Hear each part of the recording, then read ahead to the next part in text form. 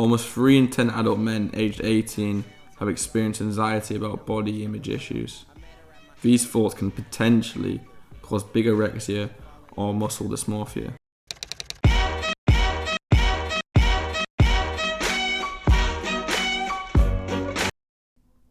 Why did you start working out? Mainly because a lot of my friends got into it and the gym and things, so I started, and also I wanted to get bigger. Bigorexia, or otherwise known as the opposite to anorexia, is a mental disorder where the person's body is perceived to be not lean or muscular enough. Do you think girls have preferences when it comes to choosing males for particular body types?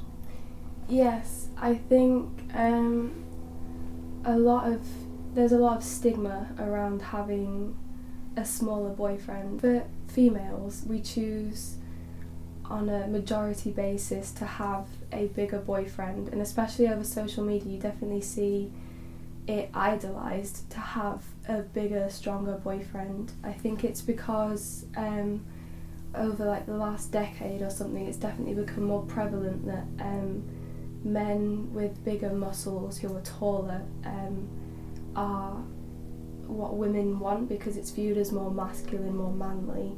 I think there's definitely a stigma around having a smaller boyfriend as a bigger female because of the comparison made between the two. Hegemonic masculinity is the idealization of traditional masculine cultural traits, extended to the physicalities such as being bigger, more muscular, and or lean, leading to the body image concerned, which are increasingly common in young men. This is partially as a result of social media, where you see men who have had the perfect photo taken of downlighting, who are most likely have particular genetics or use steroids. This gives an unrealistic view for men to live up to. Do you think there's social pressure for a man to look big? Yeah, I'd say a lot because of YouTube and Instagram and stuff like that. Like, there's a lot of people that do things unnaturally, and then obviously you just want to get that, but you can't without taking stuff.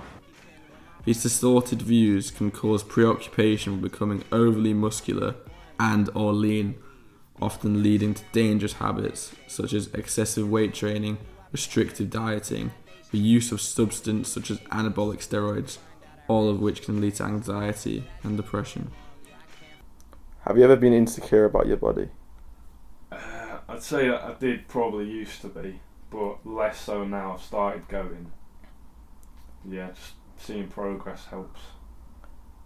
Do you think there's societal pressure to look fit and healthy? Yes, I think there's a different pressure for men and for females. I think for men it's definitely to be bigger, bulkier, have more muscles, and you definitely see that on social media. But I think for females, over time, it's definitely changed quite a bit. I think most women would see that a leaner, more athletic, toned body type is the healthiest, but I do think that in the past few years there's been a lot more growth in terms of promoting healthier body styles as the weight that you're naturally meant to be, instead of pushing your body to extremes to be something that it's not. But I don't see the same like help for men to see that for themselves. I think that's mainly just been something that's been pushed for women. How do you think or feel the amount of support available for both men and women surrounding issues of BDD? I think BDD is definitely more aware for women. I think as society, when you think of BDD, you think of only women having it, and you don't really acknowledge that it can be a male issue as well, because I think when you're trying to identify people who have BDD, you tend to think of people with anorexia or bulimia, and they tend to be, or binge eating, and they tend to be disorders mainly associated with women. And I think because of the health implications that they have. They're quite drastic implications. There's a lot more help with trying to fix it more quickly and identify it more quickly because of the damaging impacts that it can have.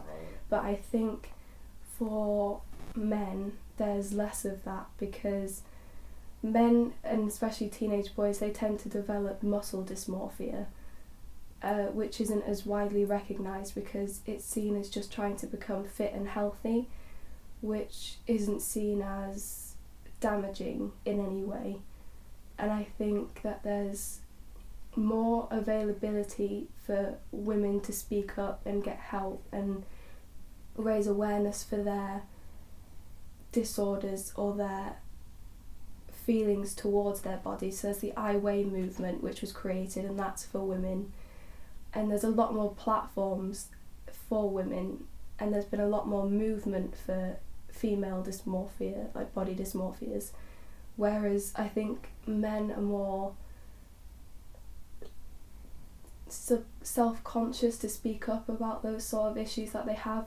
I think mainly because they're mental health issues and they're not things that males tend to speak about.